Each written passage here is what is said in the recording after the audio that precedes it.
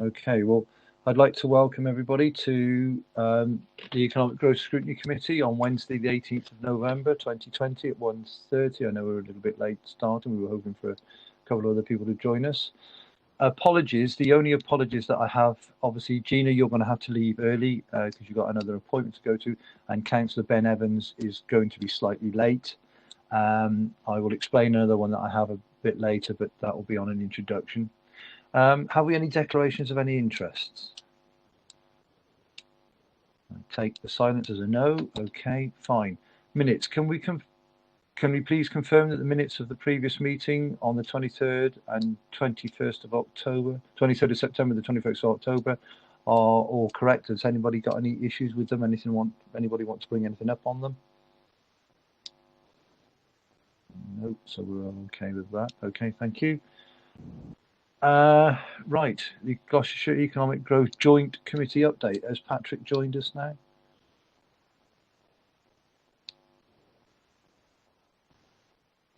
You there, Soph? Can't hear you, Sophie. Sorry, Chair. We haven't got Patrick yet, so I didn't know if you wanted to move on to item 5 and then we can go back. Okay, we'll go on to item 5 then. Okay. We've got to look at our work plan for the up and coming meetings. We have only 2 meetings left until the end of the council term, so I'm going to suggest that we focus on populating the January and March agendas more so than suggesting more future items. There will be future items that will obviously sit and move forward anyway, but I want us to concentrate on if there's anything we want to bring forward for our 2 meetings that are left. I did have a meeting with officers and the chair of the joint committee and have some suggestions for the committee to consider and items for the new year. Sophie, could you share those, please? Yep, welcome, Ben. Can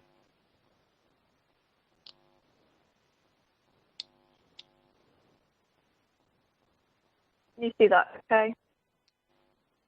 No, can't see anything. Yeah, okay. Okay, we can see it now. Okay. So, as you can see from the top item following the presentation today, which we're going to be having from Michael Craggs, who's going to be joining us a bit later. I don't know whether you think about the modern methods of construction and whether we can then, after we've had this presentation, what we want to do to move it forward, and whether you want to have a follow-up meeting about that. Obviously, an update on the county's growth hub services. This all came out of the meeting that I had with Patrick and some of the officers. What model is there in each area? How different tiers of the service work? So you've got it all in front of you. I don't really need to repeat it potentially.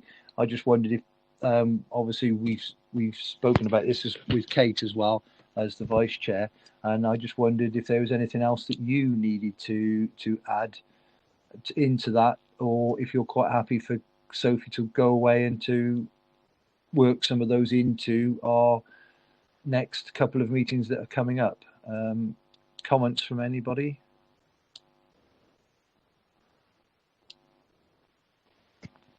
Chair, I've got my hand up, but I don't know if you can see it on the iPad. No, I can't see it because I'm looking at my presentation. Sorry. Yeah, carry on. Sorry, Kate. I'll go back to that now. Yeah. Just to explain about the social mobility to include the power of 3, I'm really keen that we do this sort of in this cycle of the committee, because social mobility was raised when we went on our visit to Cirencester, so that's a little while ago now, and I think we've been looking for an opportunity to bring that forward. And this power of 3 local economic development plan, I think, would be a really good counter to what the LEP's doing, not in the sense that it opposes it, it's looking at it from a bottom-up perspective rather than a top-down perspective. So I'm wondering, it's not a long presentation, whether members would like to see that at our January meeting, if that can be arranged. Yeah, I mean, I don't see a problem with that. I mean, I don't know about you, Sophie, and anybody else. Right, I can't see any hands. I can take it away, Chair, and have a look into that. Okay, but is everybody happy in principle with those other ones, and we can take away and see what we can work out? I mean, if anybody's got anything else that they burningly want to bring along for the next two meetings, as I say, if we have an election, potentially this committee's dynamic will change. I guess that the district members will possibly stay the same, but the county members may well change, may not. I don't know. So obviously, I'm just conscious that we want to make sure that we get anything done in our term before the end of, in our last two meetings, really. So I think Councillor Nikki Packer would like to speak. Okay. Nikki, would you like to? Yeah, thank you very much. Yeah, I'm very interested in the methods of construction because we have an initiative in the forest on timber construction, modular plug-in housing that will generate more electricity than used. But I'm not clear where I can possibly feed that in on that item.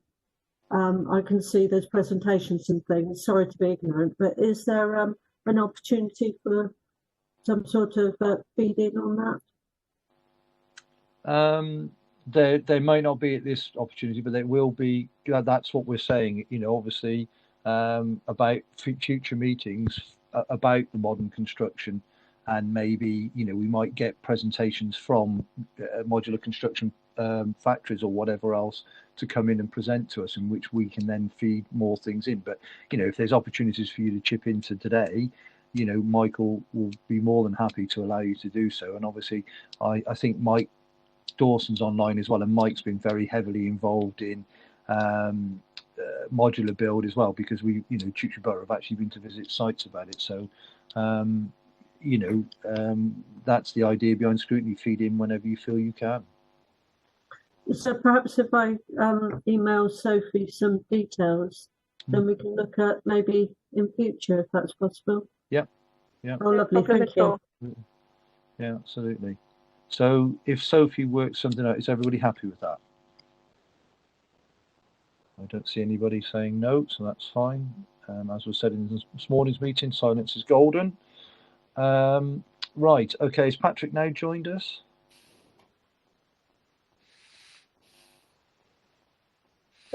Mike, did you want to speak?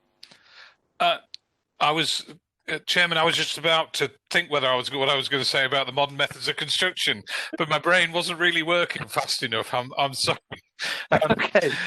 If it helps the committee, the purpose of doing more than one session was to look at different elements of what is a very important part of the construction industry at the moment in terms of the way things are going. We have large amounts of housing needs within the county, and also a lot of potential housing growth to meet that need. So different ways of building the houses of the future is something that will have an impact on not just our homes but our economy and how we might do that. And you mentioned, Chairman, the issue around the potential for factories here. Without stealing Mike Craig's thunder, there are different methods of construction. This is one of those issues where we wondered as officers whether the committee might wish to do a piece of scrutiny around where we are in terms of provision for affordable housing, which is what Mike Craigs will focus on behalf of the Gloucestershire Housing and Community Partnership, which is the partnership of the registered housing providers. But maybe you would like to look at where the development industry is generally in respect of these new methods of construction and what their views are, and then also the potential for some of the, if we can get that, the potential for some of the manufacturers of the different methods to come and talk to us about the potential for employment opportunities within the county. So that was very much a sort of three-pronged attack on it, and hopefully you could produce as a committee a report then for the main committee in terms of your views, having done that piece of scrutiny about the role of modern methods of construction of housing in Gloucestershire and what economic benefits there might be. And that is something I think that would be of interest to a wide audience if that's what the committee wanted to do, Chair. And that's really where those were coming from. And I'm not familiar with the Forest Dean scheme, but we can certainly pick that up in terms of any future review. Thank you. Yeah, so I mean, moving on from that, from what Mike's just said then, so if anybody in any of the areas or any of the districts, which is the whole point about having districts on here, if any of the areas or any of the districts have got any officers that are leading on that, or any councillors that are leading on that, if they could feedback to Sophie, so that Sophie can then include it within, as Mike has said, you know, the sort of three-pronged attack that we're going to try and do to try and bring this up. It may be a piece of work that doesn't get finished within this council term. It may well move on into next year, but obviously, hopefully, it's something that we will start, and actually we will be able to get a decent outcome from to send back to the joint committee for them to peruse and have a look at. So everybody's happy with that. I presume, is anybody else wanting to speak? No. Okay. So we'll look at the social mobility and we'll look at the housing one as well. Obviously, you know, our agendas can't be over full because obviously we won't be able to fit it all in. But you know, we will certainly see what we can do, and we'll work together to get that sorted. I'm still looking at my list. Can I bring item 4 back now, or? Councillor Pickering's like to come in. Oh, sorry, I can't see the hands. Sorry, Councillor Pickering. I was going to endorse what you were saying about a follow-up meeting about modern methods of construction and off-site construction. I think that's really important because I think it's a key part of moving forward with both the government agenda of build, but also the amount of houses we're committed to building in Gloucestershire. And I think it's really important that we bring that forward. I think January would be the ideal place to do that and come forward with a report. And I was going to suggest that the other side of that to do with housing is that we've got lots of existing housing, and perhaps for March, an item on retrofit of improving the energy performance of housing and where we're going on there. I think March may be the opportunity then. There may be some further thinking about where we're going on that. I'm not sure, but we can have some technical input and perhaps a possible strategic input at that point, which the committee may want to consider. Okay, we may have to look at how we phase that, because obviously there are other things on there which committee have to do. Obviously there's different reports that we'll get back from on the growth hubs and obviously other things. So yes, what I'll do is I'll get Sophie to look into all of that and see what we can bring back and when we can bring it back. Chair, could I make a comment on what Councillor Pickering's just said? I mean, it's really in terms of the role of the committee and the remit of the committee. County officers will advise, but clearly the aspect that we were going to look at in terms of modern methods of construction is that from an economic perspective, not an environmental sustainability one. I think you've got a separate scrutiny committee for that. We probably will pick up some issues as we go forward, but the slant of this particular review was around the provision of homes and growth within the county, and also employment opportunities of perhaps having a factory. I don't doubt that there will be elements of sustainability we get picked up, but that wasn't the slant of the proposed scrutiny review for this committee that we were going to be looking at from this reviews. Thank you. Could I just come back on that? So, no, absolutely. That was my point. It's the economic drivers are absolutely crucial on this, and that's why I was saying the flip side of things is that there's a lot more houses already built in Gloucestershire, and the economic opportunity of retrofitting them is far greater than the economic opportunity of building new houses, was my point. And so it's purely a sort of an economic driver there. It would obviously have environmental benefits as well, but it was actually providing a different economic model to the one we've got at the moment. It was just that if you think about it, it's a bigger resource of existing houses. Retrofitting them creates more jobs. Yeah. Okay. As I say, we'll get Sophie to look into what we can fit in and when we can fit it in, because obviously, like I say, we've only got the 2 meetings left, and what we may need to do is leave something hanging over onto the next committee. But we certainly want to get this well underway, if not part of the presentation sent across. We certainly would like to do our best to get it done within our term. And if we have to segment it, we have to segment it, because I would like to give some sort of report back anyway. Okay, so anybody else with their hands up? Sophie, can you see? No, I can't see any other hands. Okay. Right, so can I go back to item 4? Is Patrick here now? I don't think so. I've got one of my colleagues trying to contact him at the moment. So okay. Mike has just joined, so either we can go for item 6 or potentially go to the item first and then come back. It's up to you. Sorry, go to the item, the next. Say go to deal with Mike. Get Mike. Okay. Right. Okay. Well, we're skipping about a little bit, but obviously, I'd like to welcome Mike Craggs. Some of us know him very well. Some of us won't know him at all. He's well, I'll let him introduce himself, but he's a housing. I'm not going to go through his title because it's rather long as well. But he works for Bromford Housing, used to be Seven Vale, and I will let him introduce himself. But welcome, Mike, and hopefully you can get on through with your presentation. Good afternoon, Councillor Cromwell, and thank you for that invite and background. Yes, so Mike Craggs, I am the Development Asset Management Innovation Lead for Bromford. We're a housing association that are predominantly based in the Midlands and the Southwest, with quite an ambitious build programme of 12,000 new homes over the next 10 years.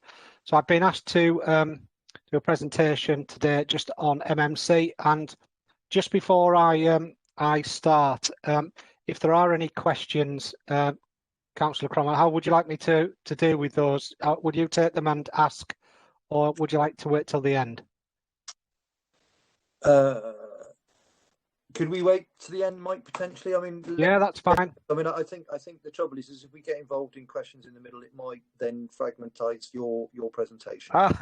No, that's fine, absolutely. And just say that this is absolutely just a background presentation on MMC and some of the work that's been done to date on certainly on the move forward to introduce modular into the housing sector, certainly in the registered provider forum as well. So I will just attempt to share my screen.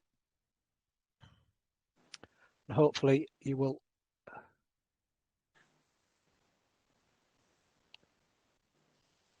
I'll just pull on to. Can you see that? Yeah, fine. I was just trying to get it onto presentation mode, but it doesn't look like it's happening. So thank you today for inviting me to give you the background to the MMC from the Gloucester Homes in Community Partnership group.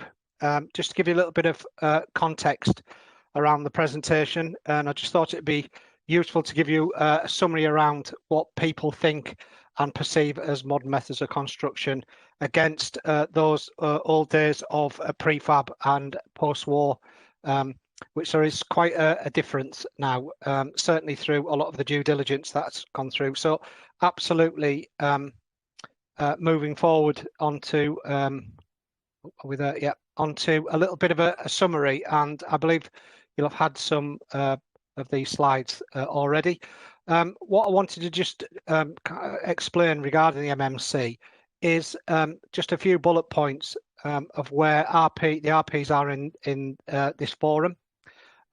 Certainly the choice around MMC, what I would say to you is that it is not to replace traditional construction. It is absolutely as well as. So it will support the traditional market. I think just looking at some of the summary points, certainly on the long-term projection of worsening skill shortages within the construction industry, that we're seeing that majority of construction industry workers are now 50 plus.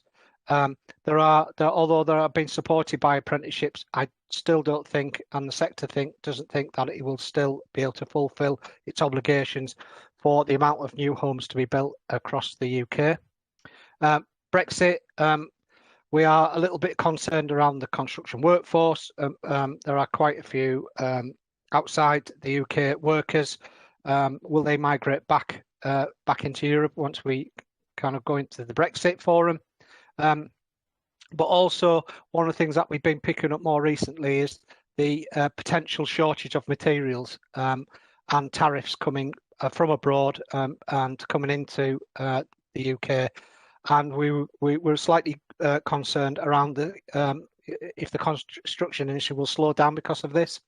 So again, that will be supported through some of the MMC approach, supporting a lot of businesses in achieving their own sustainability and carbon reduction agenda, alongside local authorities drivers to embrace their climate emergency changes. So one of the things that MMC will allow us to do is absolutely track its embodied carbon from inception to completion.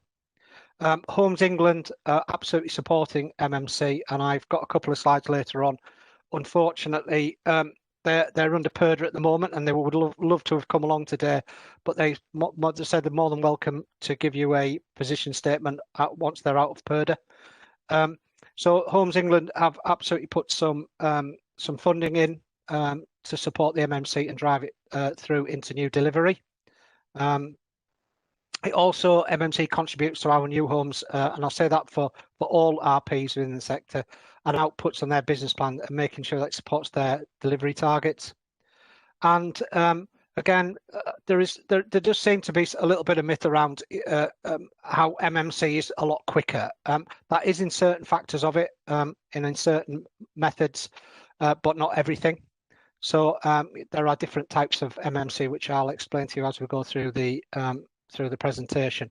And I think one of the other things we've discussed in the sector is around standardizing designs, and again that helps production, and also eventually will drive down costs. So one of my opening statements was talking about the old days of having the prefab units, and I think what we've had to do over the last 3 to 4 years is embed and embrace a mindset change. So when we're talking around legacy perceptions of modular, that is definitely a mindset change around the old prefab construction. It gives lots of insightful information that we've been gathering over the last 3 years around things around wastage. So there's an average sector knowledge driver that we waste probably 1 in 5 homes roughly on traditional through waste, where the benefit around MMC is that it's quite low wastage on some of their approaches. We've talked about the carbon reduction and how that supports the sustainability targets. One of the things that we've found in trad, the quality isn't there as much as it is. It's not as robust as it should be. Again, with the MMC, one of the cited benefits would be that the manufacturers use an ISO 9001 accredited as a minimum base. Defects is always on people's agenda, certainly on outright sale, that we're still seeing the Persimmon and the other developers that they get an average of 10 per plot, where it's been cited that defects are quite low using MMC. And I think just around the standard energy performance, it tends to be on an energy performance, an EPC or SAP rating of an EPC-C, which is great. It meets our building regs, but we are moving towards that, the word of sustainability moving forward. And certainly the MMC products offer a lot higher EPC, predominantly an EPC B+, which we're forecasting out certainly in Bromford, that should be supporting the 2050 target of net zero. So just to give you a little bit more information on types of MMC. Now, there are 7 types of MMC, and it would probably take me a good 40 minutes to run through every type. So I've tried to summarize it in a fashion where I've put the 7 types down to 5. So what you tend to get is a volumetric, which is a box type, and I'll explain it on the next slide. Pods, which tend to be used in the hotel and leisure industry more so, but can be used in housing. You've got panelized systems, which are pretty much the standard norm for what we would class as MMC now, and that's here and now. So that's timber framed and light gauge steel framed properties where you would put a facade on. Then you've got sub-assembly systems and components, so they're kind of like roof and wall cassettes. And then the site-based MMC, that's around more innovation and IoT. So yeah, just a little bit of a background. And they all come with their own right within MMC, but varying costs. And as we go through the presentation, I will try to describe some of the cost differences. So volumetric construction pretty much is, it's built off site, it's built in a factory. You can have it fully finished. It'll tend to come in 2 or 3 pods. So that is a ground floor. It will come as a first floor and then a roof cassette. They are fitted. You can pretty much, if you wanted to, you could have them fitted out with carpets. They come onto site when the site is pretty much, it should be 2/3 of the way completed. So that'll be all the infrastructure will be in, road networks will be in, all the groundworks completed, all the services are on site, and the volumetric units will be placed. Probably take a day, 2 days, and then once the connections are done, another 3 or 4 days. So from delivery onto site, there'll be about a 7-day turnaround. So that they seem to be a favoured approach, certainly with a lot of RPs and looking for that speed of delivery. But what it does allow us to do is absolutely get those units placed and occupied within a set deadline time, which is we feel in the sector is quite a big benefit, certainly for occupying those customers in need of housing. Pods, again, mentioned the pods earlier. So these tend to come in a kitchen pod or a bathroom pod. They're made in factory, fully fitted, and then you place the pod within a structure. And I said, mentioned earlier, they tend to be used more in hotelier type commercial units. The panelized system is one that we're more familiar with. Again, they're the timber or steel frame constructed with what we class as a SIPS panel, which is a structurally insulated panel that's brought onto site. Again, they come in panels, they're fitted, they're very popular. And then the sub-assemblies and components are the large cassette components and the pre-manufactured. So again, that could be floor cassettes, they're lifted into site, tend to be timber, but can be light gauge steel frame. And then the site-based MMC is around innovative methods. So that could be the thin joint block work. And I would say this, and I was just being on a seminar earlier, that we tend not to look at the 7th, and this is the 7th MMC type. I don't think people understand it quite well enough yet. So just moving on to a little bit of background. So that's Legal and General's factory up in Gloucestershire, I think. They produce 3,500 units at peak. As you can see, they're a cross-laminated timber product. So again, fully fitted out. The only thing that's not completed, which they can do, is the external facade. So you would tend to either put a brick panel or a timber or a rendered panel onto that external facade. This just takes a little bit of time, so I apologise. It's because it's quite large. So what I wanted to describe and show you are some products that have been delivered in Gloucestershire.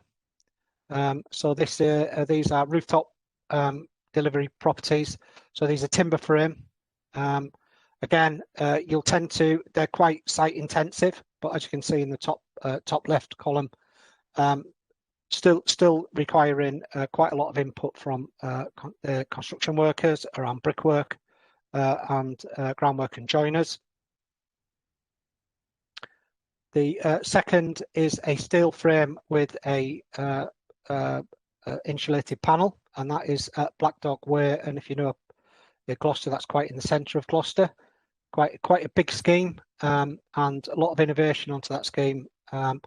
and again, it's quite a tall building, so it would suit steel frame more than a timber frame.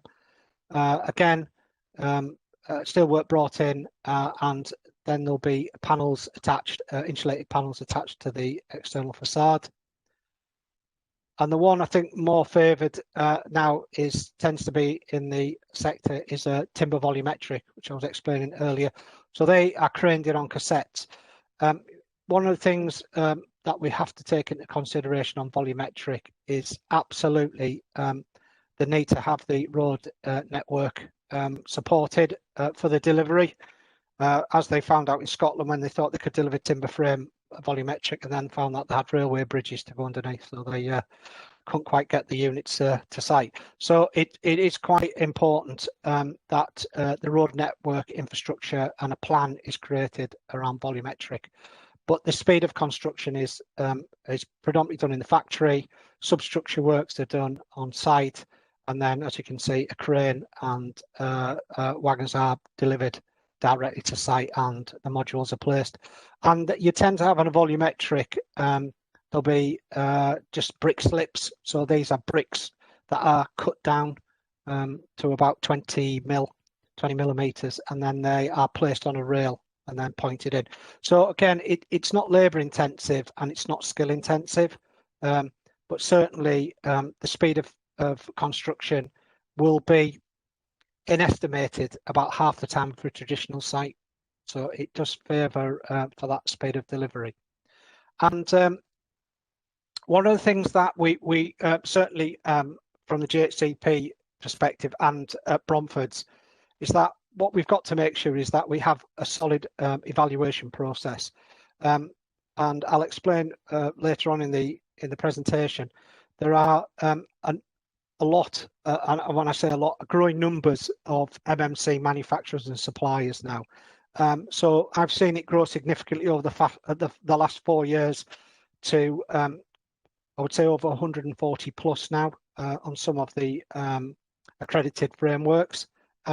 So we have lots of choice, and what we've got to make sure is from an RP sector for delivery is that we absolutely need to have an evaluation framework. And certainly Bromford have created, and I would certainly support other GHCP members have a similar evaluation tool, and it allows us to just weight that delivery and that quality assessment. So as an example, and I'm saying it's exclusive, it might be that the business has a driver to do a cost analysis. It might want that absolute driver around sustainability and embodied carbon, because that particular local authority might want us to drive that sustainability agenda in.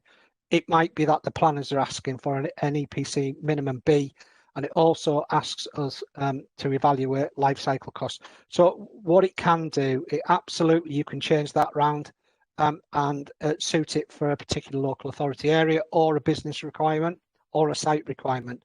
But what it does do, just going back to the previous slide, it might be that we want to look at warranty and guarantees, for example. It might be that we want a particular warranty for that particular site, or we might want some innovation from that supplier.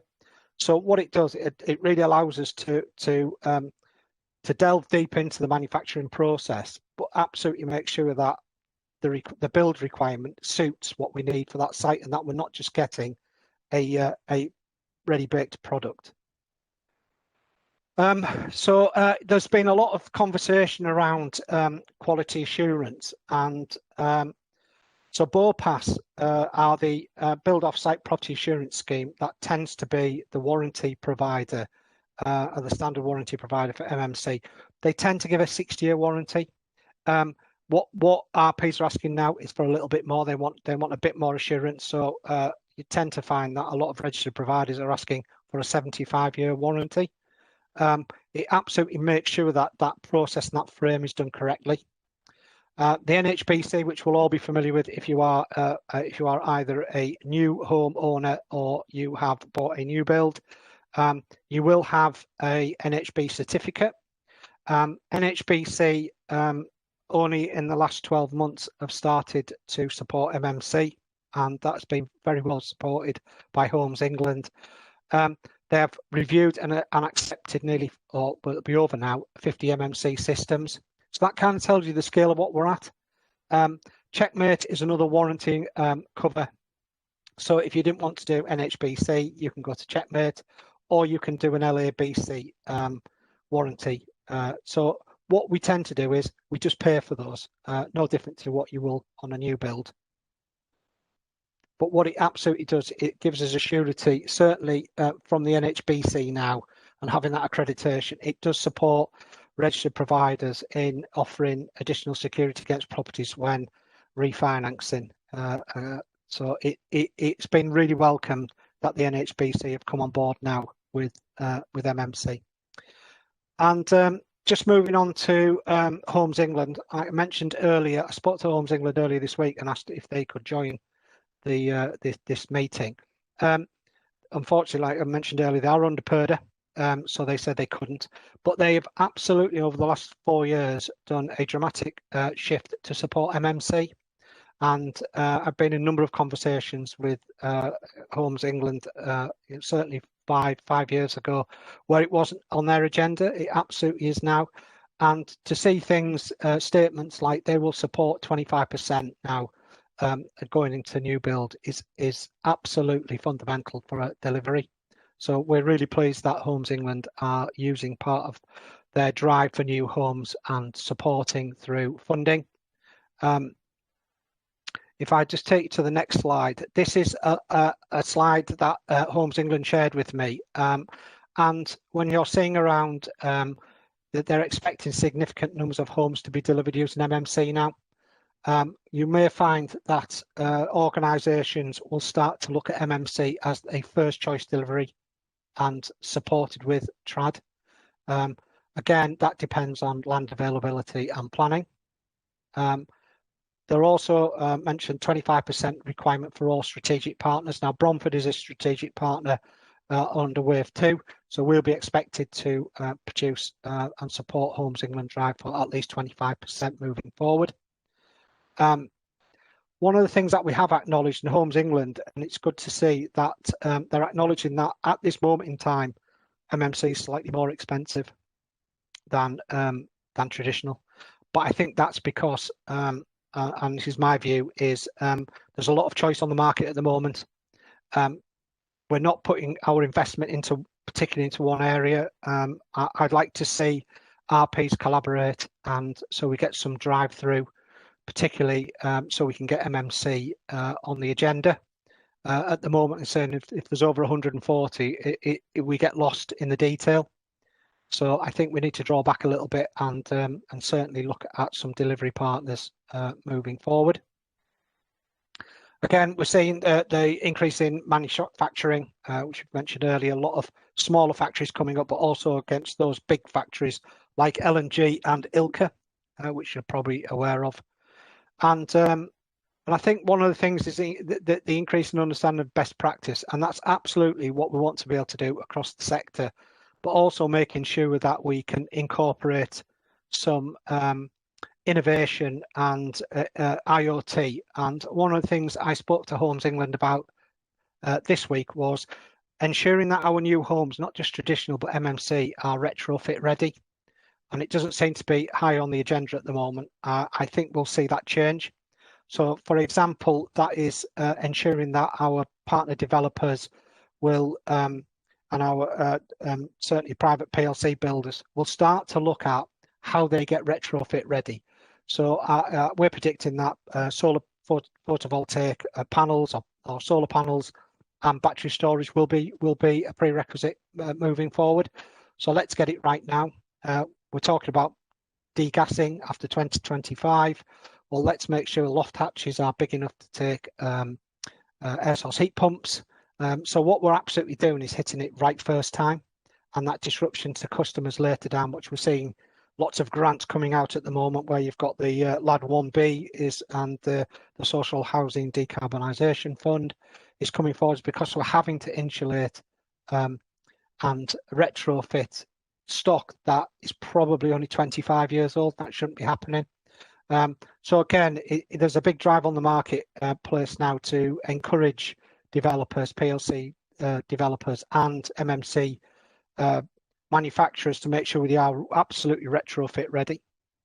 And then I just thought I'd add a slide in around a bit of challenges we have, certainly around our future considerations, and I'll be open to questions or any further added questions around what we need to be able to do to get this MMC approach certainly moving forward and get it on the forefront of our agenda to make sure we have absolutely the housing delivery at the forefront of our mind. So I kind of just drew some questions for yourselves to think about, and probably challenge the RP sector back as well. So things around, should we be looking at, or could we look at creating a Gloucestershire partnership approach to MMC delivery at scale? How can we better engage with members and parish councillors where we're looking to put in MMC products? So this is not just affordable, but it's a balance of shared ownership and outright sale. If you were in London, it wouldn't be a problem. You wouldn't even know that you are purchasing a modular or an MMC product.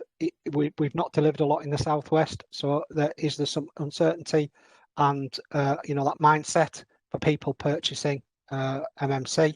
It shouldn't just be for affordable or social rent.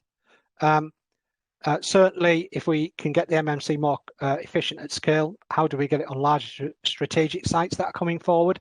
What we're tending to find at this moment in time, our developers don't have a strategy to bring MMC in. My opinion is that they are offering MMC products, but they might be just the cheapest and not the best quality.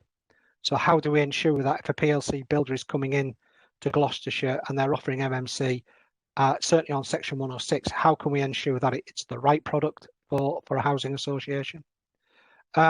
Again, just talked a little bit about the MMC into mainstream developments in the PLC builders world. If so, how do we do that? I would, I think that would be an interesting conversation outside, certainly with the PLC house builders. And again, mentioned the MMC. How do we get it onto mainstream? If the public building, how do we get general public, and how do we get them on board? And again, we tend to be the RP, and this is, I think, a little bit of a violin moment. But again, RP sectors, we always try this stuff out. But what's the incentive for the PLCs at the moment? There doesn't seem to be much. So how do we encourage those developers to trial MMC alongside the RPs as well? So I'll be open to any questions.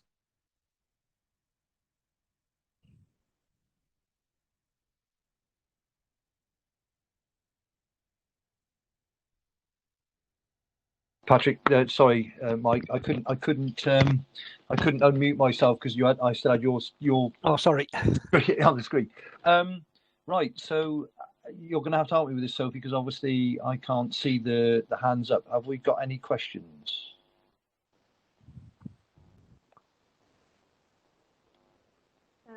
Sorry, Chair, I'm just scrolling back up. We've got Brian Robinson, Kate Hay, John, Murphy, and Colin. So I don't know if you want to take those in that order. So Brian Robinson first. Okay, Brian first then. Okay, Brian. A little bit that came out of the presentation was that it's more expensive at the moment. That seems to be a sort of a problem all around what we want to do, that until you get the scale, you don't get the sort of cost reductions. But are there is there a sense of understanding what the scale needs to be to get the cost reductions, or does this require us to get sort of better at doing what we're doing to get it? And at some point, will we be delivering significant cost savings once we get more proficient at this? Because it just feels a bit of a dead end if all we can do is to produce something that at best is no cheaper than what we're doing now. I accept that you're going to get some efficiencies and less wastage, but that in itself should be giving you cost benefits, and yet you're saying it's more expensive. And the other question is said at the beginning, before you actually started your presentation, that this was focused around economic considerations and not environmental ones. But I can't believe that we should be moving forward in a significant way with something that isn't ticking the environmental boxes. So does this deliver environmental improvements as well as as well as economic ones? Thanks. So I can answer your first question. Yep. Certainly, the modular seems to be coming out at present around 10% more than traditional. Again, I think that's more of a feeling of there is the manufacturers. There's a lot of uncertainty around delivery payments. We're trying to sort out how we do payments to manufacturers. Well, from being a house building, a lot of house building organisations, we're used to paying in a certain methodology. Modular is completely different, and of course there's a little bit of financial risk. There's not a lot of organisations that, and I mentioned earlier, you know, over 150 MMC manufacturers now. So from a risk perspective, I think that the answer to your question, Councillor Robinson, is would be around once I think when we get some economies of scale and we get some numbers in, you'll absolutely see that cost come down. We feel that certainly at Bromford and the GHCP members is certainly on volumetric, it's slightly more expensive at the moment. I think once we get that economy of scale driven through, it will reduce. Do I think it'll be significantly less? No, but the delivery is quicker and the actual operational management is significantly less for the organisation. So I would expect some cost reduction, but again, probably more delivery would be more effective with the same amount of input. Moving on to the environmental side, the volumetric and MMC has absolutely taken this to heart and around their delivery. Certainly, it is traceable through their embodied carbon approach. We don't tend to measure traditional the same way, which is quite strange. But again, you know, a comment I made earlier: if you're losing 18% in wastage on a traditional site, that's definitely going somewhere. And you know, we take a view of that's nearly 1 in 5 homes that you're putting into landfill, or it's getting kind of recycled somewhere along the line. So I think from the environmental approach, I think that MMC is definitely at the forefront of the agenda. It delivers a higher energy rating than a standard product. So again, supports that carbon reduction approach. Can I just come back with another question? Thanks for those answers. From a customer's viewpoint, is there, I think you mentioned in London and that people don't even know what they've got. So I suppose to some extent is probably true. But would they expect to get savings down the line in terms of easier repairs and maintenance, or less maintenance maybe, compared to a traditional approach? Because obviously, you know, down the line, would they be having to replace a whole sort of section rather than just sort of doing a minor repair? And what is the perception of the product, so to speak, from those people who've are living with them at the moment? Okay, so if I take your the first question, so certainly from an asset management approach, from a local authority or who are a stockholder or a registered provider, we under Decent Homes we have a replacement criteria. So for me, it's like the pod question, you know, or the presentation I gave in the presentation. A kitchen lasts as long as a kitchen lasts. It'll be replaced the same as a traditional one. I think where we've got a difference is the frame and the framework, and that's one of the areas that I've challenged Savills around. How do we assess that frame long term? But again, from a repair perspective, I wouldn't expect it to have any more repairs than a traditional property. The components of the windows, the doors, the kitchens, the bathrooms, the heating systems are pretty much the same as a traditional home. So there shouldn't be any more. Where I would say from an insulation perspective on the frame is they are more insulated, so they take a slightly different approach on insulation. So we may get some benefit from that, from damp and mold growth that we tend to get in some of the older stock around narrow cavities. you don't get any degradation of cement mortar going into the cavity. So we would expect a little bit less in that respect. Okay, thank you. Kate, I think you were next. You're on mute, Kate. Yeah, I just want to sort of develop that idea, because I think what we're talking about is, if we're talking about homes that are going to be in use for 75 years or more, flexibility and livability really. And it seems to me that with existing sort of, got a box of a house with walls within it, those walls are movable. You can drill into them, you can install things, you can take things out. And certainly we're seeing changes in the way at the moment people use their homes, in terms of requiring to alter spaces so they can work, or so that they can educate children, and a whole range of other issues. So have these got that flexibility? Are they future proofed in that way? And really, do you think, I mean, we're talking about here about the social rented sector effectively, and the affordable sector, is this something that's actually going to work down the line when perhaps these properties are in the private sector, or when private sector builders want to take them on? I'm really keen to know about this, because we've got a large regeneration project in my division of Coney Hill and Matson, and I know they're looking at methods like this, but we're paying the price now for non-traditional methods of years ago, and we've ended up with some pretty dire housing as a result of those. So I'm really sort of thinking about, in 50 years' time, where are we going to be with these? Okay, so if I took the timber frame approach first, and the SIPS panels, they're no different to a traditionally built property. So the walls will be constructed internally pretty much the same. The fabric of the building's not a great deal different, so it can be adapted. Volumetric, slightly different. So the walls within a volumetric unit in a box you are able to move or unclip those type of partition walling. Might be a little bit more complex. I think the benefit of around the volumetric is that if you wanted to put another floor on or into the property, you can. You just lift the roof cassette out. You can put a room within the roof, so they can be built in the factory. Again, roof would be just kind of removed, and the new unit would slip in. One of the things that I have worked with a number of suppliers and manufacturers is around adapted homes. So they can build pods off-site, bring those adapted pods into the property. As long as there's sufficient space, you can have a bedroom or toilet downstairs. So it certainly supports the Disabled Facilities Grant methodology, and that can be applied on a traditional.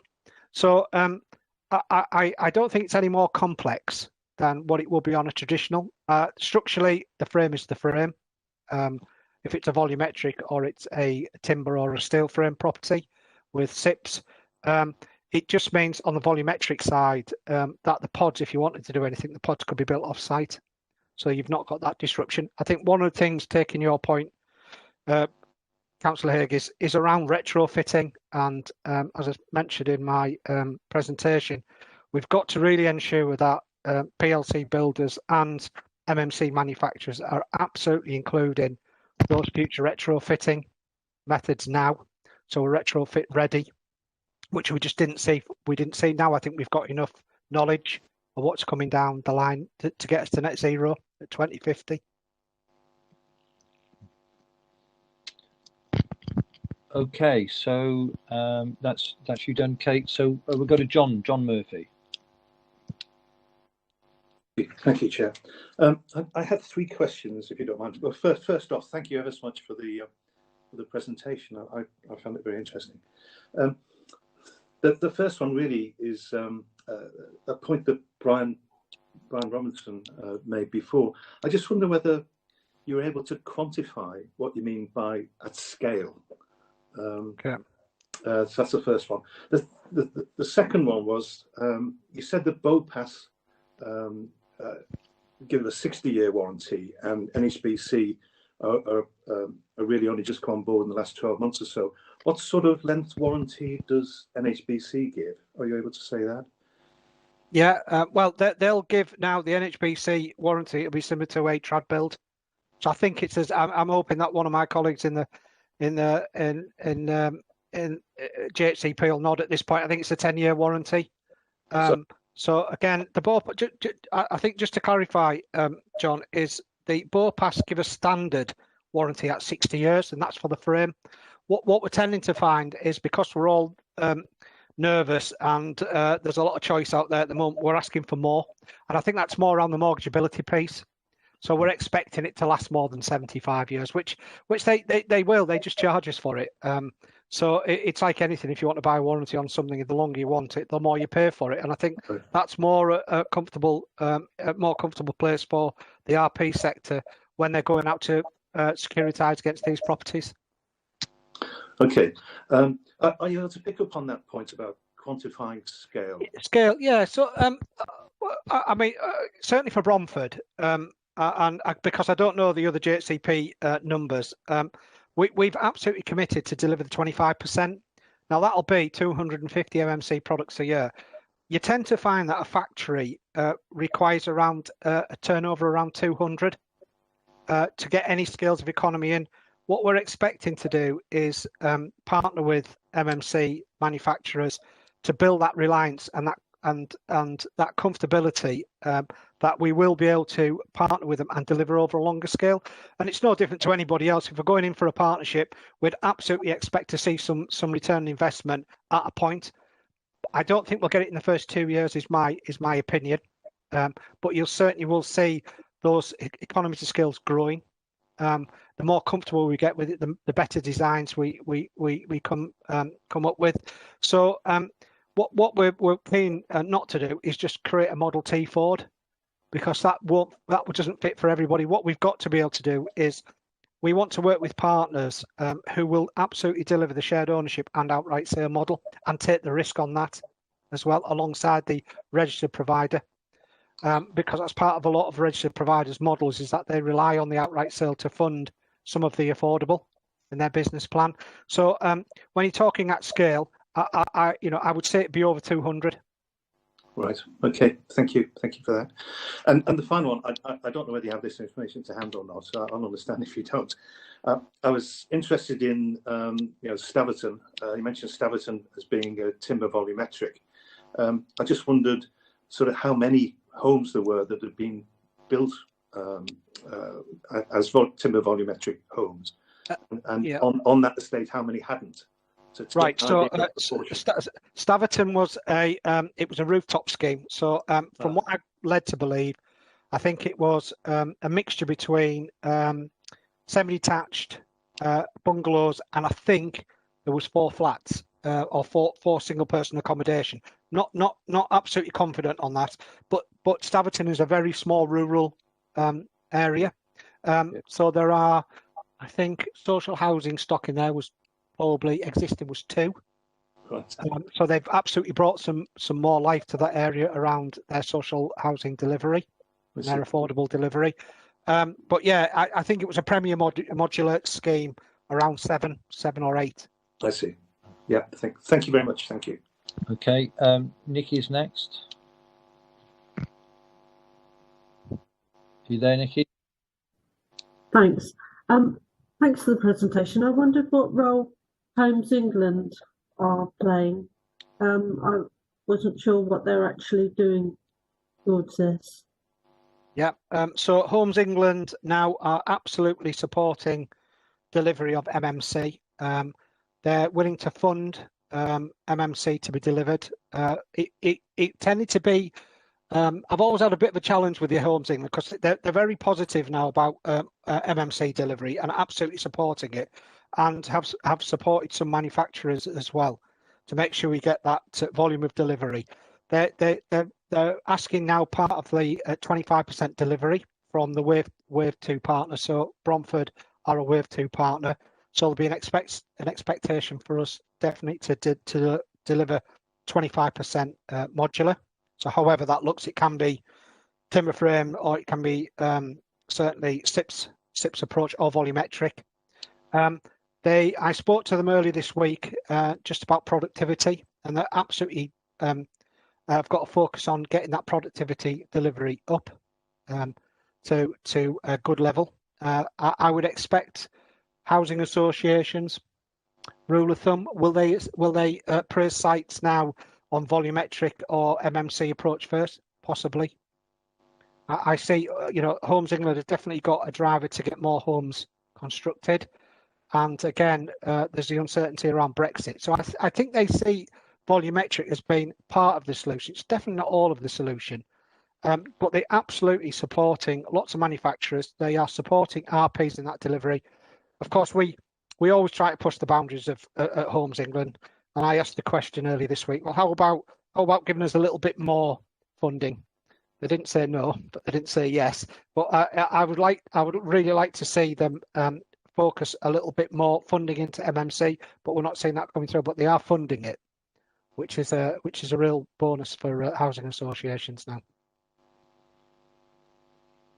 Okay, thank you. Thank you. Okay, have you got any follow up? Was that you finished, Nikki? Oh well, just I wonder whether there's anything on their website. If I have a look on their website. Sorry, on Homes England. Yeah, indeed. Yeah. I'm pretty sure I can get you some. I can get you some detailing for that. That'd be fantastic. Thank you. What it might be worth doing, Mike, is if there's anything that you've got, any links and you've got it, if you get in contact with Sophie, she can then pass them on to the committee. Yeah. And actually, your presentation as well would be useful. Yeah. Okay. Okay. Colin, I think you wanted to say something. Just a simple question, really. And you may have covered it earlier because I missed your first two slides. But one of the things I've found as a civil engineer is there's a sort of inherent nervousness about long-term modular construction in houses, anyway. And I just wonder whether has any studies being done or work being done, and whether that's reflected in residual price. Oh, I absolutely don't know, Colin. I'll be honest with you. I know that there's been more large-scale delivery of MMC in Wales. England is just starting to touch base on getting the MMC delivery. There's not many RPs that have delivered MMC on scale yet. When we're looking certainly at SIPs, we are, and I don't think that absolutely reflects anything in cost, in residual cost. Or build cost. It's been untested. We're trying to get the funders on board around charging or making that securitization around modular. Of course, any organisation we like to charge so we can borrow. It tends to be at existing use value, which is quite low. What we'd like it to be is charged at MVST2, which is the market value. Of course, that allows us to borrow more money. Funders are coming around to that now, but again, until we start getting this more large-scale delivery, I think what we're looking at from RP's perspective, and certainly, I only can speak for Bromford because I'm not too sure of the other organisations, but we're saying, look, that'll come along. We're quite happy just to leave it as it is until the charging mechanism can come forward and support MVSTT. So there is a little bit of, I wouldn't say scepticism. I think my only observation is we've not done a lot of it in the Southwest on shared ownership and outright sale yet. And again, what I was mentioning earlier, how do we take that partnership risk approach with a manufacturer or a developer to take that joint risk on that outright sale, and not just left to the RP to face that? I think is where we want to get the PLC builders on board with this. Okay. Anybody else with any questions, Soph? No more hands, Chair. No. I'd like to thank you, Mike, for your presentation. Oh, sorry, Mike Dawson's just raised his hand. Yeah, I was going to ask Mike if Mike wanted to come in at all, because obviously Mike has been working with the rest of us on this. Thank you, Chairman, and thank you, Mike, for a very interesting presentation covering quite a wide range of issues. And clearly, from the GHCP's view, that is, registered housing providers point of view. I think one of the issues about scale and scale of delivery is engaging the developers and trying to find out where they're coming from, what their views are, and I think Mike touched on it in his presentation. What are the incentives for them going forward? Gloucestershire is a really very much a growing place. In our existing plans alone, from 2011 to 2031 across Gloucestershire, we are looking at the delivery of 61,000 new homes.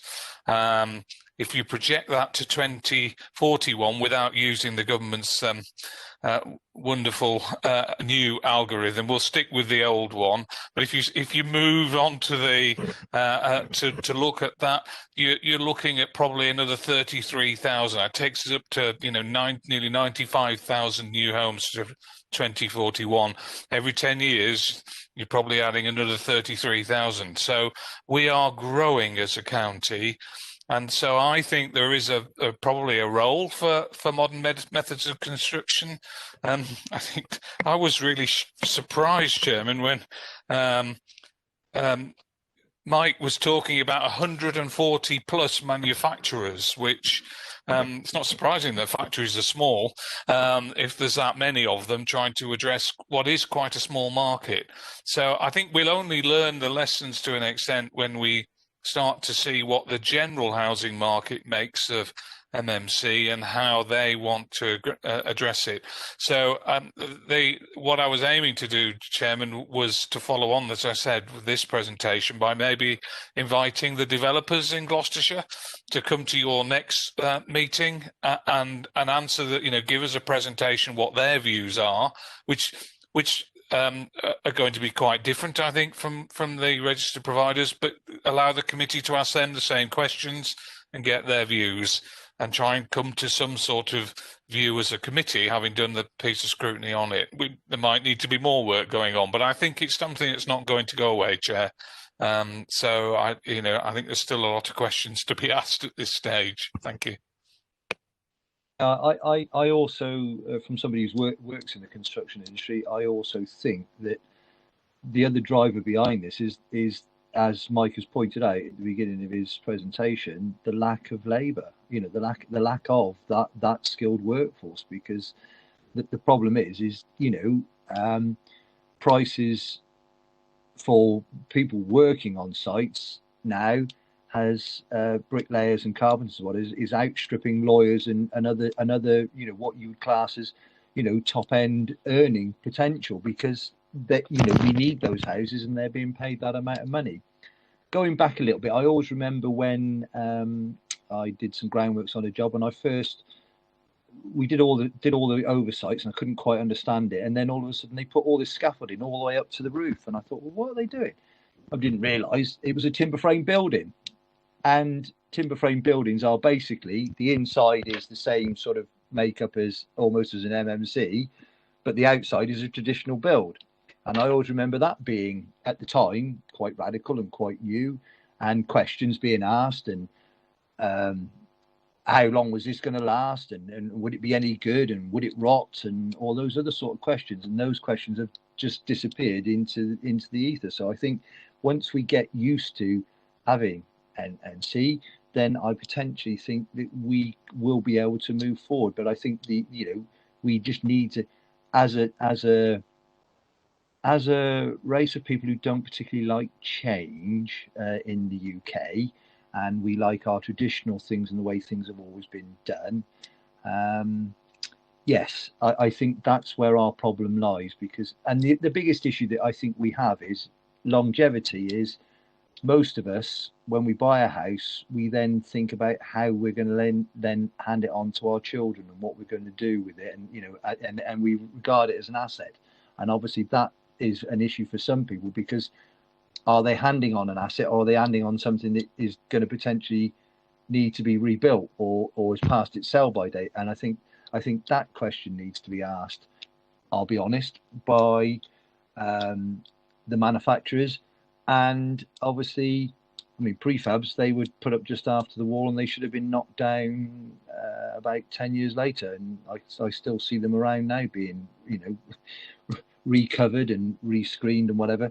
Mortgages are a problem on them, and that's something else that we need to do. But looking at this from an economic point of view, Mike, my question really is, what are we going to do about trying to get a factory here? Because obviously, if they work out dearer, and we're going to struggle to then sell them, from an economic point of view, you know, and from a green point of view, we're going to need to have factories local and factories delivering it. And that was how we looked at it, as employment.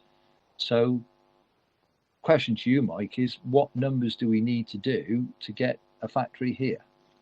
Okay, so a manufacturer will probably need around 250 units to go through the factory per annum, more or less, to break even. So it depending on what type of product you would be looking to support, or the RPs would looking to support. I think the problem being, and I was Mike mentioned it again, there are 140 out there, and there are others coming from abroad as well. So there is an influx of manufacturers at this moment in time, and some not too far away from here. So from an economic perspective, you don't need a lot of people to run a factory. So from an employment piece, you're not going to be bringing in hundreds of people to run a factory. It'll be in the tens. So you'll tend to find that a smaller factory that produces the 250 units will probably have no more than 20, 25 employees. So it's not a big employer, but from a supply chain perspective, I absolutely take your point, Councillor Cromwell. It does help that sustainability piece, and certainly the manufacturers may want to put a pop-up factory. You tend to put pop-ups up. I know that there are a number of manufacturers that are putting up smaller factories in Scotland and in Manchester, just to support a particular scheme over a particular time. Do I think it's long term? That's my personal opinion. It might not be GHCPs. I don't think it would be long term. I think what will happen is, like anything else, people will, purchasers will start to favour particular manufacturers, where you will get that growth and that, and certainly those economies of scale that were, Brian was talking about earlier. When you've got someone like L&G that can produce 3,500 units, that's significantly more than the 250 requirement. That's where we'll draw down those economies of scale and get that drive to get it under the trad.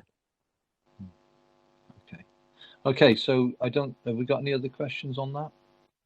Yes, please, Chair. I have a question. Sorry, a couple of questions for Mike. Hi, it's Sarge here. Mike, thank you very much for the presentation. Very helpful and informative. In your presentation on the different sites and the different type of materials used, we have Paul Street in Gloucester, which actually is in my ward. And that again is one of Rooftop's developments, and it's an absolutely fantastic transformation to what the site was before. But my question is this: are these timber? Is there any additional risk with these timber frame buildings? Is there any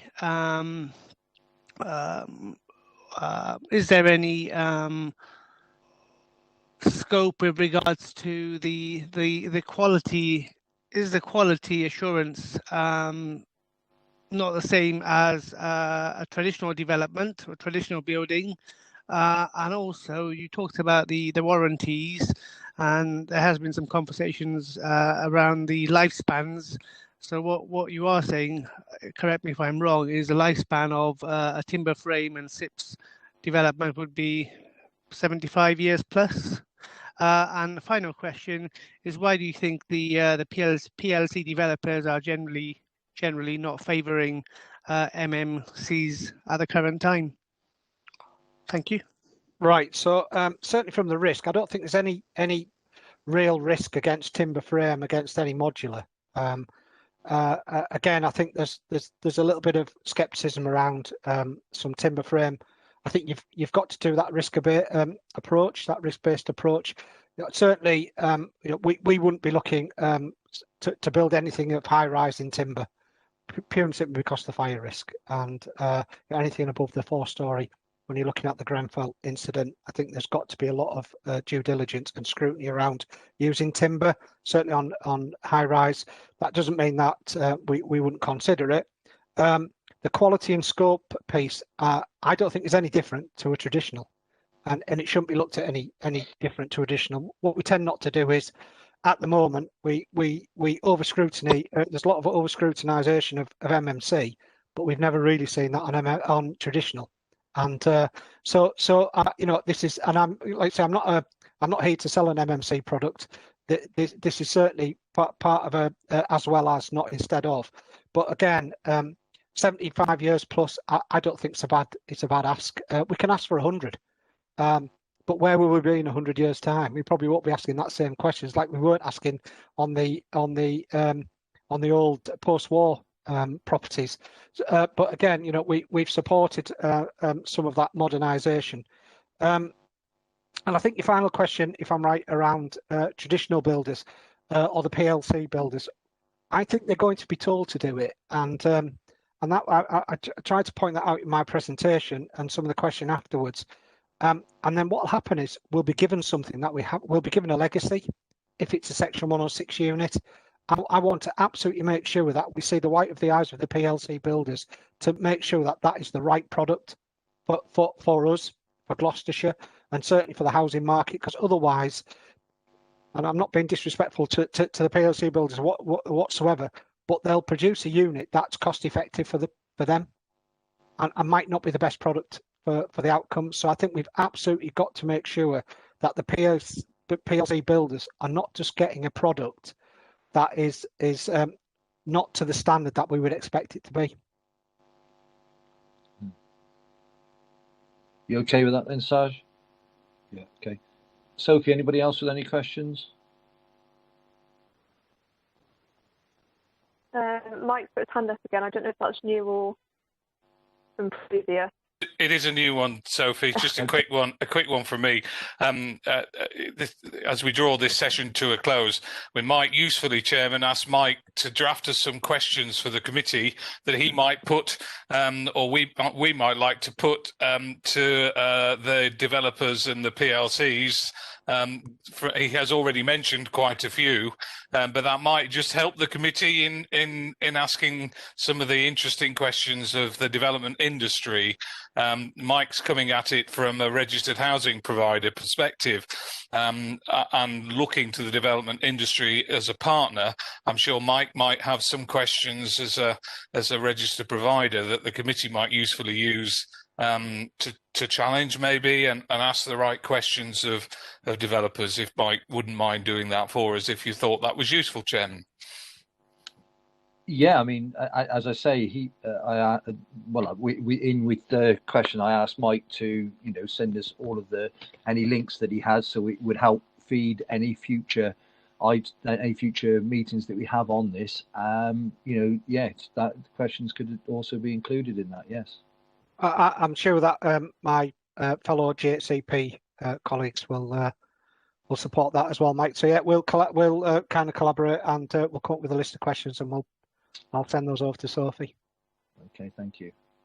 And once again, thank you very much for giving us your time. And I know it's very very close to your heart, and you're somebody that has driven this for quite a number of years, and frustratingly sometimes felt like you've been pushed backwards quite a bit as well. But we're here to try to challenge that. But certainly, thank you very much for your time to listen, and some really good questions. Again, if you have any other questions you'd like to ask, if you want to push those through, Sophie, and I hopefully can answer those directly to you, or one of the GHCP members may be able to.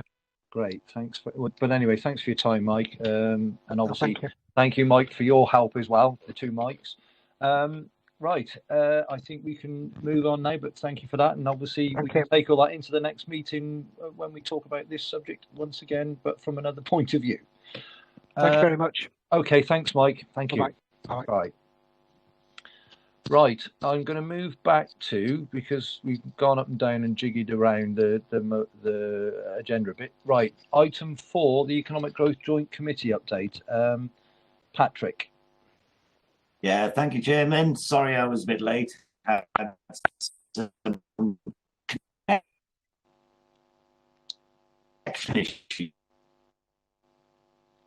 You're breaking up, Patrick.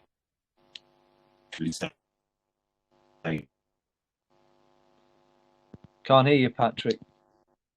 You'll have to turn your video off.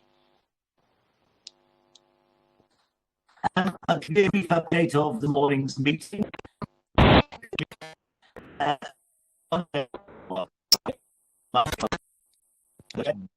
you hear me? No, I'm afraid, Patrick, you're sounding like a Dalek. Yes, can hear you now. Sorry, Chair, yeah. Yeah, is that better? Yeah, that's better. Yeah, shall I just crack on? Try and shout if there's a problem. Okay, we had a presentation on the Gloucestershire Skills Agenda. This was from Pete Carr, the Director of Employment and Skills at G1st LEP. And he told us about the new skills portal, which brings together in one place national and local support for projects on skills.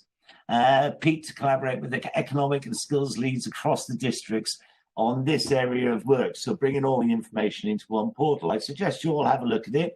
They are in the minutes. The link is in the minutes, but it's skillsportalgloss.com.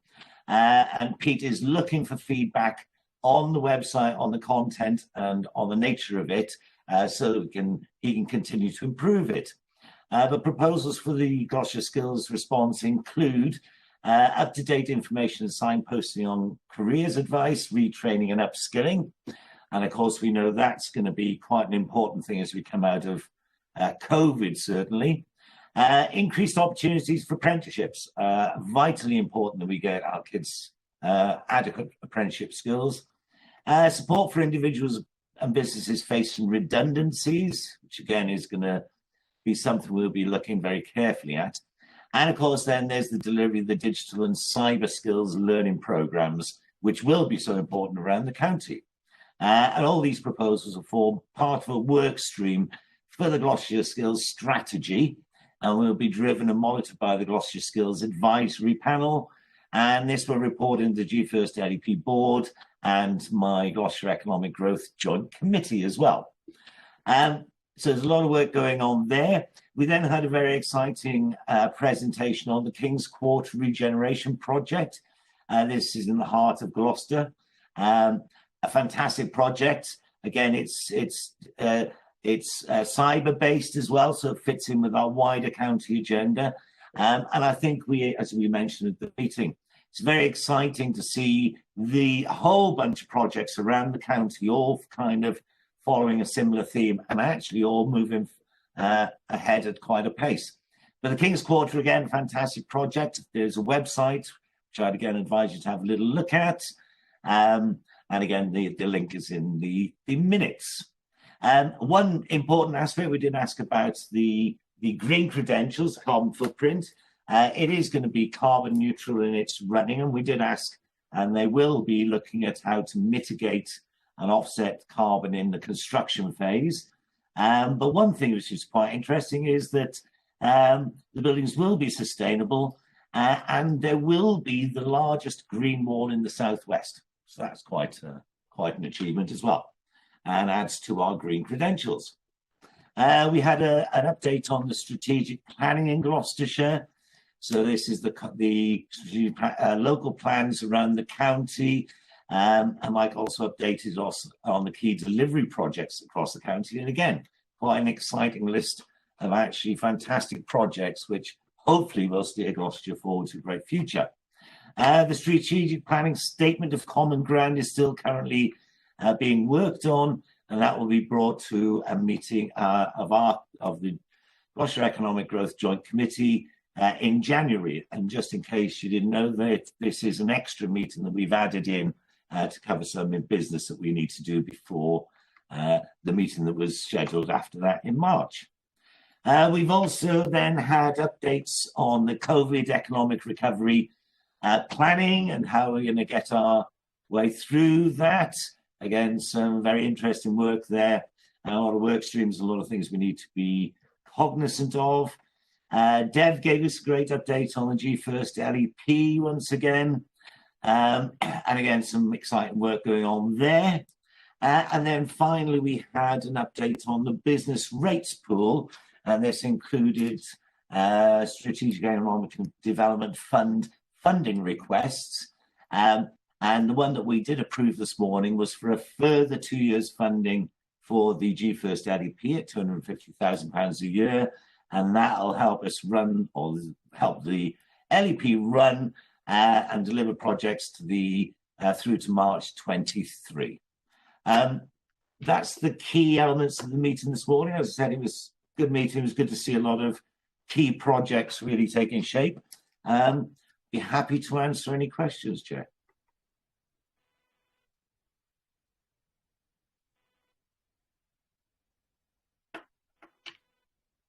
Sorry, Kev, can't hear you. Yeah, I must admit, this morning's meeting was very interesting, King's Quarter particularly. Yes, anybody with any questions? Sophie? No virtual hands up, Chair. I don't know if the members just want to wave at the screen if they've got any questions. Okay. As you said this morning then, Simon, as you said this morning, Patrick, silence is golden. We all know that song. Well, if you're a certain age, you do.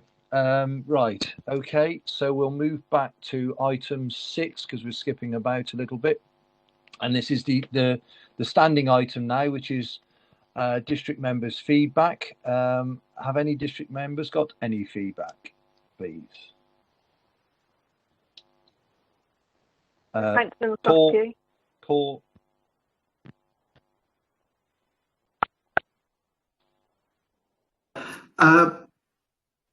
I watched the thing this morning, so the Gloucester project on the forum is absolutely fantastic. This is nothing like that scale.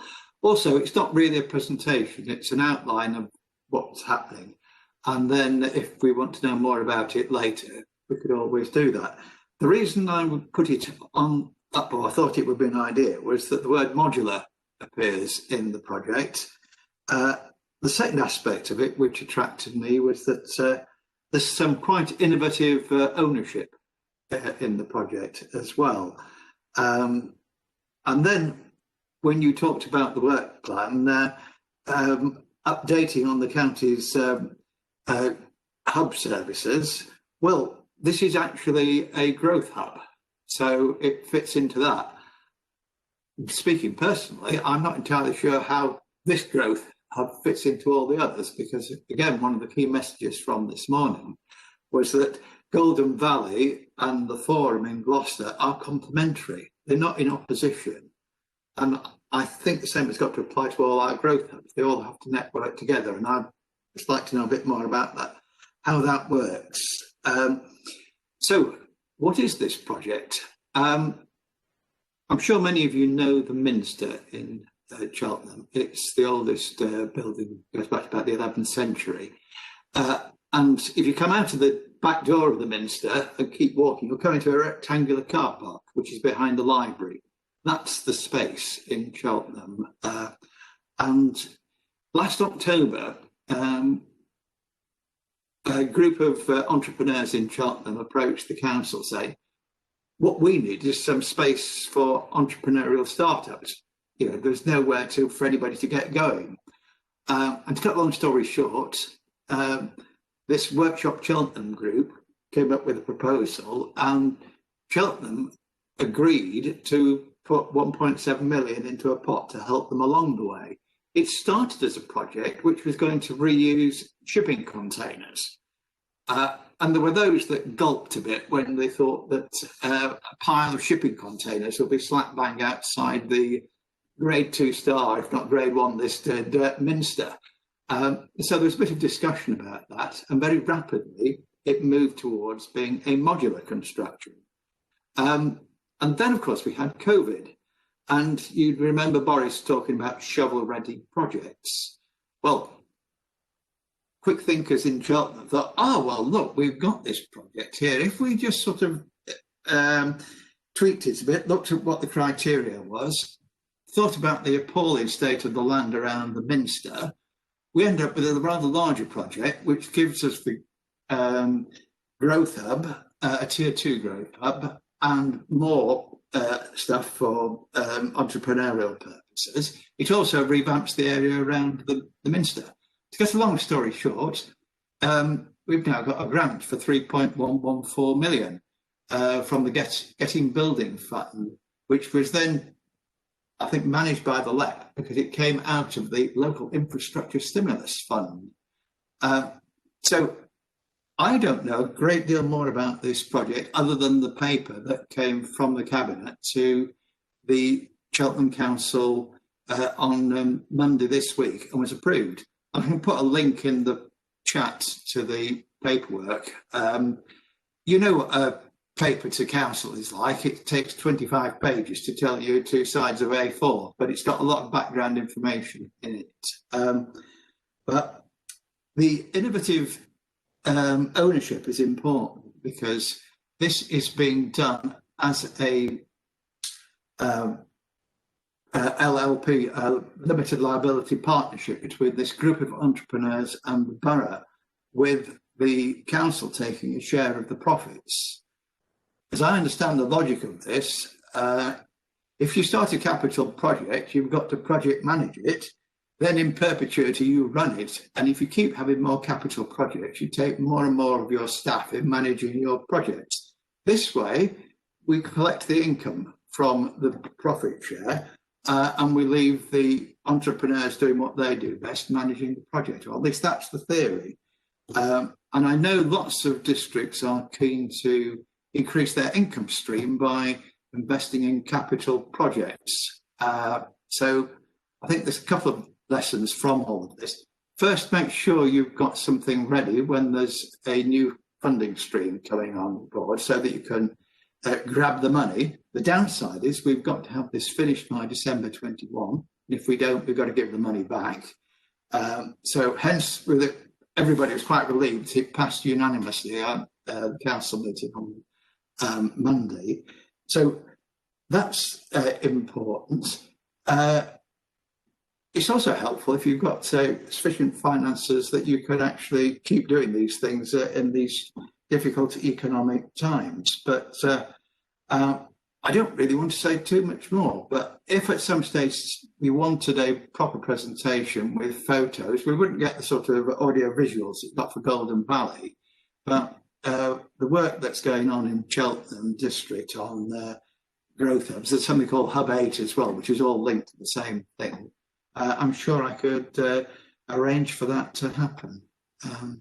No, that's about it, really. I'll put, after I've finished, I'll put a link to the paperwork. It starts at page 49, so please don't feel you've got to read all the council papers there. It's item 10 on the agenda. Okay, thanks for that, Paul.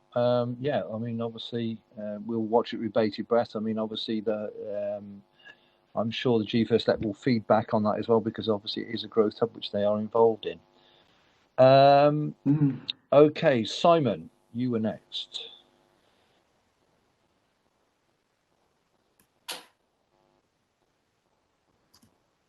Sorry, yes. Just a brief update from Stroud.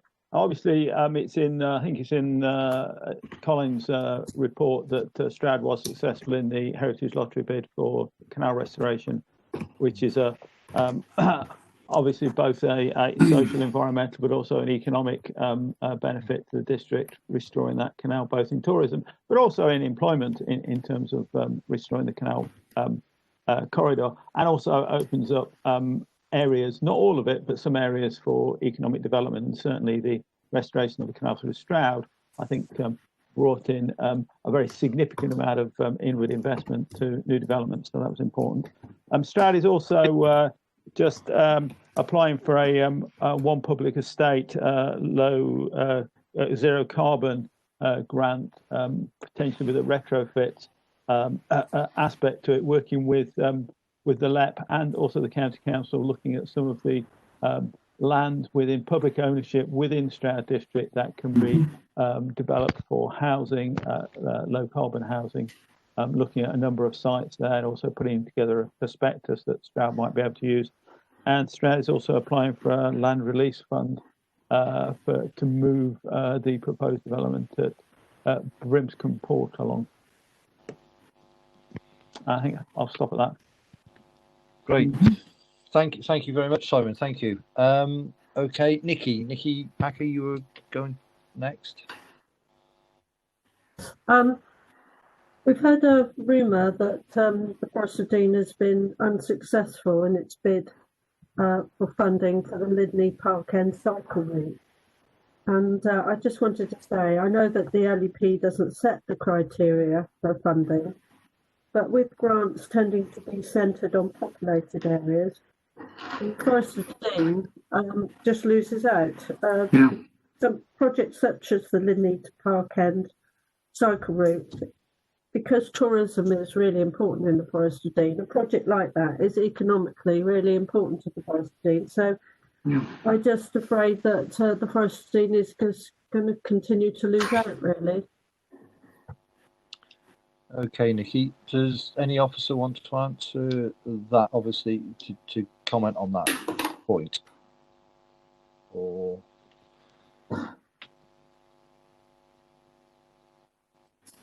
Sorry, David. I should probably comment. I don't recall a bid for Lydney Park End cycle route. There was a scheme that was funded a little while ago for cycle routes, for a cycle scheme in the Forest of Dean that was successful. I don't recall an unsuccessful proposal that came into the LEP. Might have gone somewhere else, but I don't think it came into us.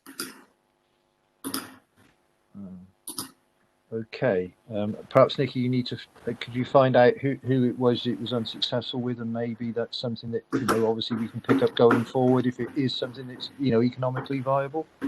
Or very much, yeah, I'll do that. Okay, obviously, if you can pass that into Sophie, that would be useful, so that we do have a proper conduit to send stuff into. Anybody else with any questions? Paul, can you turn your microphone off, please? Sorry. Thank you. Anybody with any other questions? No, or any points to make for their districts? That was very useful as a beginner, and I would like to, if potentially, see more, because obviously then what we're doing is, rather than going out to the districts, we're replacing that with what feedback we're getting here, and obviously we can pick up points on this committee that we can then take forward. So thank you very much for that. Right, well, we've just seen him on screen and we're going to now see him again. David, and your GFirst update. Just a quick one, I think, today, and happy to answer any questions on the report that came out. It was felt useful for the committee to see the latest economic data that's been produced, that we've been circulating. By way of a reminder, when we did our recovery planning earlier in the year, the forecasting was looking like a hit for GVA for Gloucestershire of somewhere between 9 and 29%, so between 400 million and 1.2 billion pound would disappear from Gloucestershire's economy per quarter.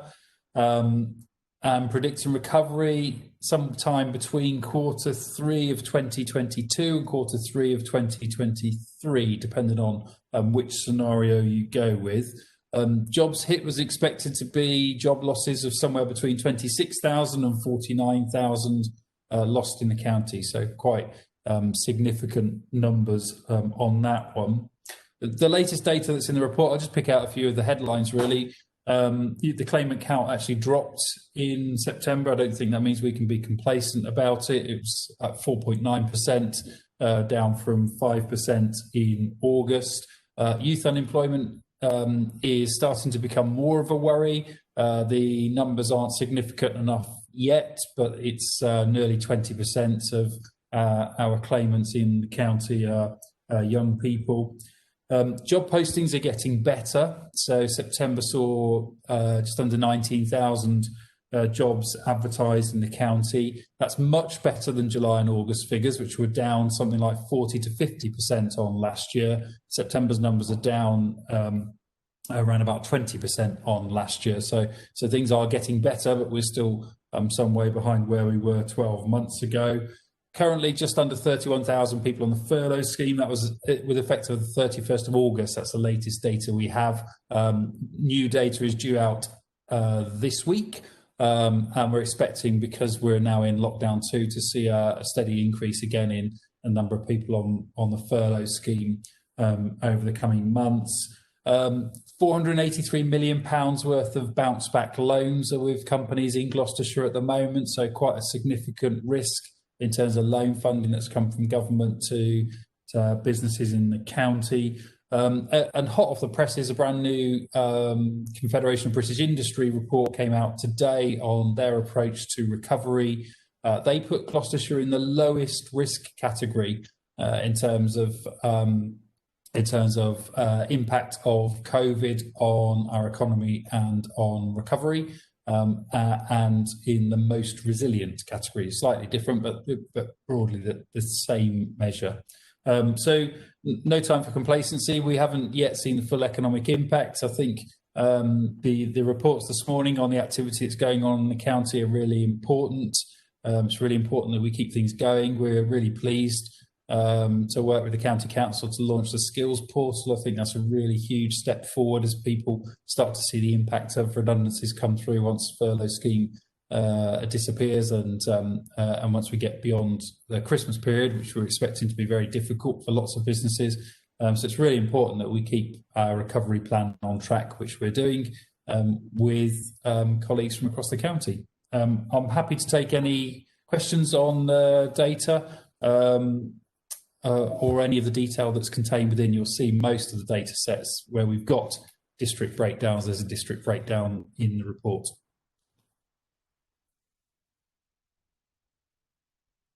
First, thanks for that, David.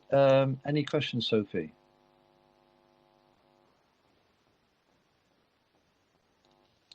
Councillor John Murphy. John Murphy, then.